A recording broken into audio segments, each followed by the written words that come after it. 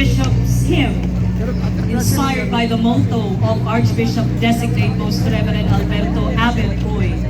Here's Omnia Autem Faccio, composed by Father John Burgos and sang or performed by the Jubilee 2025 Choir.